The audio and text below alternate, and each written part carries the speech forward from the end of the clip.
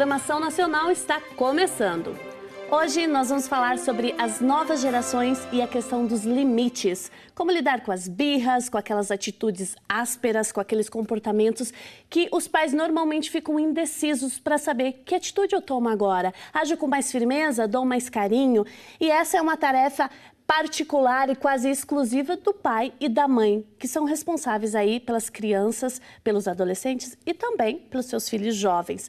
E para falar sobre esse assunto, nós temos a honra de receber em nossos estúdios o Yuri Capelato, que é psicólogo e psicoterapeuta de crianças, adolescentes e jovens. Yuri, bem-vindo ao programa. Muito obrigado, é uma honra poder estar aqui com vocês também. Obrigada. Yuri, no seu cotidiano você lida aí com todas as situações, aquelas mais corriqueiras até aquelas mais especiais que envolvem o comportamento das pessoas.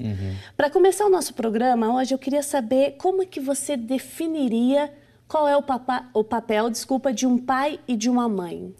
Olha, na verdade, eu acho que é o papel mais importante na criação de uma criança, porque são eles que vão prover essa criança dos cuidados necessários para a sobrevivência, prover de afeto, de carinho, de presença e de limites, que é para a criança possa aprender até onde ela pode ir e até onde ela tem que aceitar que não é mais o caminho dela. E aí é uma criança que vai poder crescer com uma autoestima, podendo se sentir desejada, podendo se sentir querida, e por isso que ela vai poder se desejar, e podendo se cuidar porque ela vai saber que ela pode desejar tudo, mas ela vai poder saber até onde ela pode ter esse desejo, até onde não pode ter. Por isso que o pai e a mãe é aquele que dá o afeto, dá o abraço, dá o acalento, mas que também dá o limite onde fala, olha, sinto muito, agora não pode mais, para a criança poder saber que tudo na vida tem um limite, que nunca tudo é ultrapassado. E o limite é quando chega no limite do outro, é quando o meu desejo não pode se acontecer naquele momento. Então eu falo que o papel do pai e da mãe é o papel mais difícil que existe no mundo. Não existe profissão no mundo mais difícil do que ser pai e mãe. Porque você não tem um segundo de descanso. Todo trabalho, você tem seu horário de trabalho, tem descanso, tem fim de semana, ou tem feriado, tem férias, e pai não. Pai e mãe, você é 24 horas por dia, 7 dias por semana, 365 dias ao ano, e sem férias, sem feriado, sem fim de semana e sem aposentadoria. Porque seu filho vai ter 5, 25 ou 55, vai estar lá, mãe, pai, socorro, me ajuda, nem que seja para cuidar do próprio filho. Do neto já, né? Então, é o papel mais difícil. E mais difícil por quê? Porque ninguém ensina como ser pai e mãe. Exato. Então, Yuri, eu ia tocar nessa questão. Normalmente, para qualquer atividade, a gente recebe um treinamento ou uma especialização. O máximo que um pai e uma mãe conseguem receber é um conselho de alguém mais velho que viveu ou talvez alguma literatura. Então, é mais complicado. Você falou, olha, o pai é aquele que dá o limite, que diz agora não. Como é que um pai e uma mãe, Yuri, consegue determinar até que ponto dura uma repreensão? De que maneira ele vai fazer isso? Quanto tempo ele deixa o filho de, entre aspas, castigo? Como é que você vê isso? Eu acho que essa parte é ainda mais difícil para os pais, porque, como você falou, toda profissão você tem um treino, você tem um estudo, você tem semanas de adaptação, e pai e mãe não. No máximo, na maternidade vão ensinar como segurar, como amamentar, mas ninguém ensina exatamente até essa parte. O que é normal ou não no desenvolvimento de uma criança? Até onde essa birra é normal ou não? Até onde o limite tem que ser feito assim ou assado? E quando eles vão para a literatura, eles vão encontrar milhões de livros. E cada um falando uma coisa diferente. Exato. Tem que bater, não tem que bater, o castigo assim, o assado. Então, na verdade, a gente encontrou hoje os pais perdidos. Exato. Muitas vezes até se culpando, achando que nós somos ruins, que os pais não são bons e que psicólogo sempre fala que a culpa é de pai e mãe. E eu costumo dizer que não. Quando eles vêm no consultório, eu falo assim, já sei, você vai falar que a culpa é nossa. Eu falo, como que pode ser culpa sua se ninguém te ensinou o que você está fazendo ou não? E sem contar que, por mais que a gente ensine, pai e mãe erram. O que a gente tem, e aliás tem um grande estudioso que era um pediatra que começou a estudar muito sobre cuidados infantis, que é o Donald Winnicott.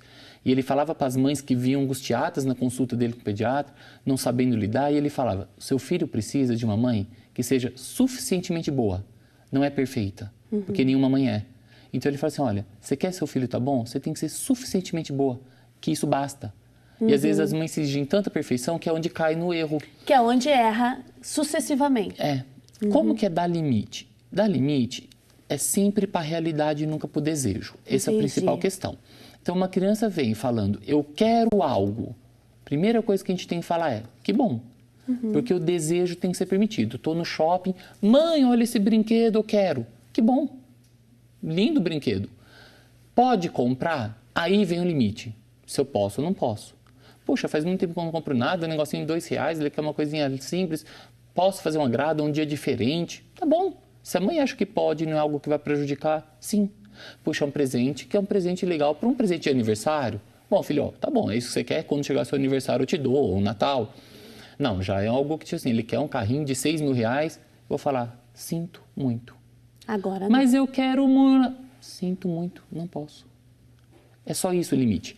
O problema é que as pessoas têm dado limite com um juízo de valor, onde passa a se tornar uma crítica para o filho. Como, Yuri?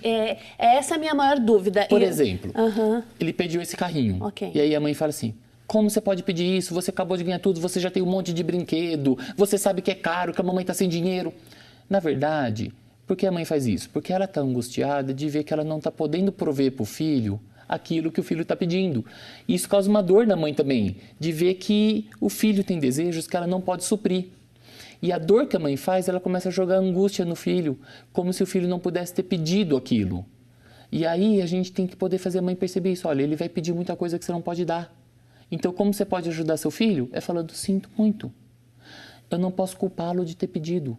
Eu só tenho que mostrar para ele que não é tudo que eu quero que eu posso ter. É deixar isso claro. E olha, Yuri, a nossa equipe, a nossa produção separou diversas questões de vocês aí de casa. Nós não nos embasamos para fazer esse roteiro só naquilo que nós consideramos o melhor, mas dúvidas frequentes dos pais, porque nós queremos ajudá-lo também na criação do seu filho, ou pelo menos a ter mais elementos para fazer você aí de casa pensar sobre isso. Então a questão é a seguinte, chegou essa questão para nós, Yuri, o meu filho está no shopping e frequentemente quando ele quer alguma coisa e eu não dou, ele começa a gritar, espernear, chorar e eu fico apavorado e não sei o que fazer. Então, Yuri, eu disse para o meu filho, não, agora você não pode. E acontece tudo isso. Como é que a gente procede?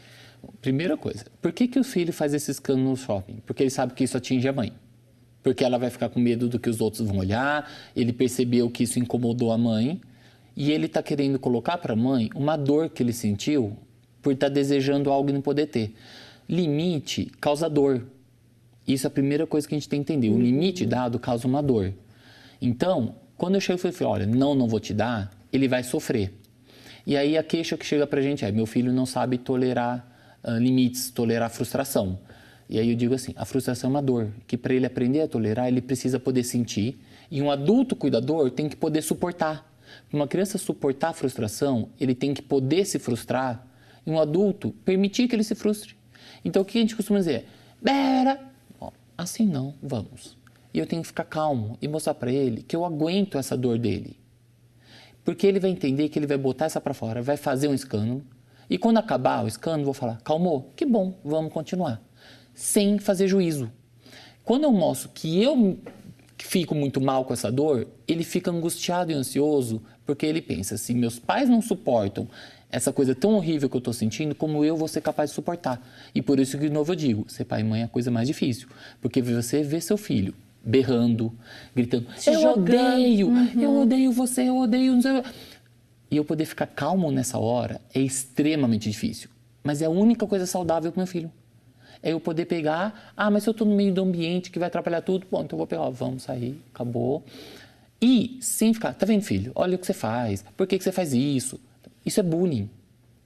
Cuidar do limite é exatamente eu não dar resposta para a birra. É eu ficar bem e perceber que meu filho precisa desse momento de sofrimento e quando passar o sofrimento eu vou falar para ele, calma, filho, que bom. Porque ele precisou sofrer e ele vai precisar sofrer e ver que vai ter um começo, meio e fim e quando acabar, nada mudou.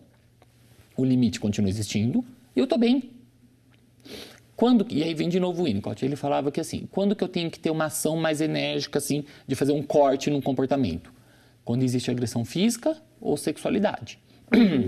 Estou trabalhando com uma criança e ele vem querendo tocar em órgãos sexuais, ou um autista que vem tocar. Aí não existe conversa, não. Aí pegar, tirar a mão, não.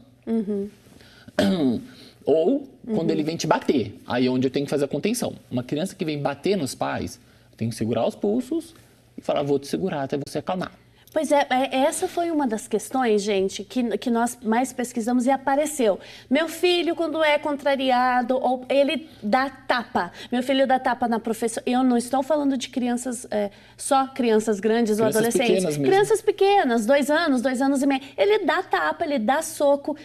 Mas é um exemplo que ele viu, Yuri, ele faz? Ou é porque ele recebeu esses tapas e socos, ou é porque é uma criança que pode ter, e aí onde a gente vê quando está no extremo, tem que levar para uma avaliação psicológica para ver se pode estar tendo uma criança aí com problemas de desafiador opositor ou de transtorno de comportamento, uma criança que sofreu um ataque, ou uma criança que está recebendo uma recriminação por sofrer. Quando que ele parte para agressão? Quando ele está lá, e eu ainda fico falando, filho, para, você não vai chorar, olha o que você está fazendo, você não sei o quê, você já teve muito. Então ele está sofrendo uma agressão. Quando a gente fala com a criança numa birra, a gente aumenta a birra, porque eu estou estimulando uma entrada de um estímulo no cérebro dele. A voz, nosso rosto, é estímulo. Eu estimulo mais a raiva ainda. A criança está com raiva, vou esperar você se acalmar, começo, meio e fim. Veio para dar tapa. Esse pai e essa mãe tem que ficar próximo. Isso. Veio para dar tapa, aí é um corte. Segure, não. Percebe? Sem olhar. E conter. Nessa hora ele vai berrar, vai falar que está sendo machucado, que eu odeio lá. Eu vou ficar quieto. Pode levar 15 minutos ou 1h30, como eu já fiquei com criança assim. E quando ele chorar, ele acalma, se solta, fala, acalmou, tudo bem? Que bom. E aí eu não posso falar nada, porque se eu criticar, eu vou criticar ele ter se acalmado. Eu só vou falar, que bom você acalmou. A minha ação cuida, não é a voz. Você percebe? A gente tem um programa que chama Ação Nacional. Eu falo para os pais, é a ação que cuida. Não é a fala. A fala. Então é a minha ação. Quando eu fiz uma ação de conter e ele se acalmou, eu mostrei para ele que ele não podia bater. Eu não preciso falar que ele não precisa bater. Eu preciso dar valor para a minha ação. Muito bem, nós vamos para um rápido intervalo. Em seguida a gente continua falando sobre esse assunto.